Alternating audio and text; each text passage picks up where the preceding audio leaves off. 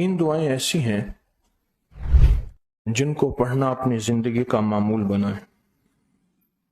ان کے فوائد، ان کے فضائل، ان کی برکات اور ان کے کمالات زندگی میں بہت زیادہ ضروری ہیں، اور آج کے فتنوں کے دور میں ان کی برکات ہماری زندگی کی، ہمارے دن رات کی اشد ضرورت ہے. حدیث میں آتا ہے جو شخص نماز فجر کے بعد 3 مرتبہ سبحان اللہ العظیم و بحمدہ پڑھیں، سبحان اللہ العظیم و بحمدہ، سبحان اللہ العظیم و بحمدہ، سبحان اللہ العظیم و بحمدہ، جو پڑھے گا وہ 3 بیماریوں سے محفوظ رہے گا.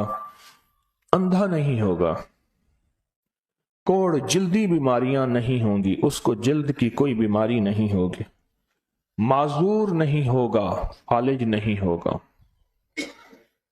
انسان ساری زندگی ایک دعا کرتا ہے، مولا بستر چارپائی کا محتاج نہ کرنا، کسی بندے کا محتاج نہ کرنا، منجے اور بندے کسی کا محتاج نہ کرنا.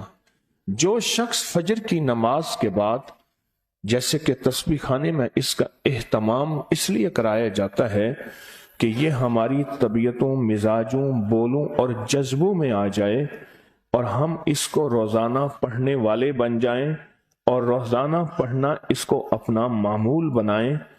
سبحان اللہ العظیم و بحمدہ،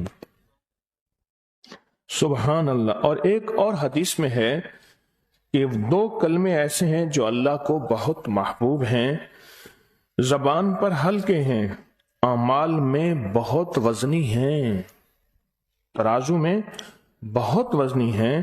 اور وہ 2 کلمے کیا ہیں؟ سبحان اللہ العظیم و بحمدہ.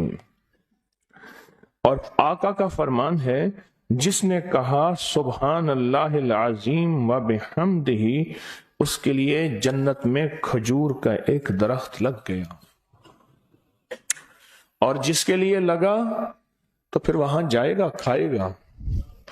لگا میرے لیے، کھائے کوئی اور. سوچیں، جنت میں کھجور کا درخت لگا ہے تو اللہ پاک پھر اپنی رحمت اور قدرت کاملہ سے اس کو بھیجے گا اور وہ انشاءاللہ کھجور کھائے گا. یہ دعا اس لیے پڑھتے ہیں، ایک تو بیماریوں سے حفاظت، اندھے پن سے حفاظت، معذوری سے حفاظت، جلدی بیماریوں سے حفاظت. ایک تو اس لیے پڑھتے ہیں، اور ایک اس لیے پڑھتے ہیں کہ اس کے ایک دفعہ پڑھنے سے جنت میں اللہ کھجور کا ایک درخت لگا دیتا. اور سنیں، رسول اللہ صلی اللہ تعالی علیہ وسلم نے فرمایا، جو شخص بھی سبحان اللہ العظیم و بحمدہ ایک دن میں 100 مرتبہ پڑھتا ہے تو اللہ اس کے گناہ مٹا دیتے ہیں، چاہے گناہ سمندر کی جھاگ کے برابر کیوں نہ ہو.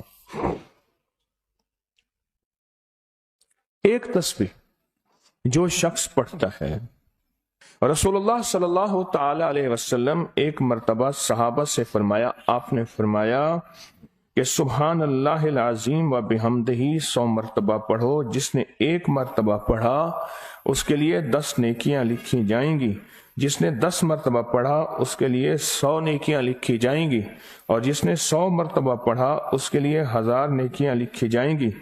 اور جو زیادہ پڑھے گا اللہ رب العزت اسے زیادہ عطا فرمائیں گے، اور جو اللہ سے بخشش طلب کرے گا تو اللہ ضرور اس کو بخشش عطا فرمائیں گے اور اللہ اس کو بخش دیں گے. ایسی طاقتور دعا ہم روزانہ رمضان میں بھی اور رمضان کے بعد بھی. تو کون سی دعا پڑھنی ہے آج کے بعد؟ سبحان اللہ العظیم و بحمدہ. کیا پڑھنا ہے؟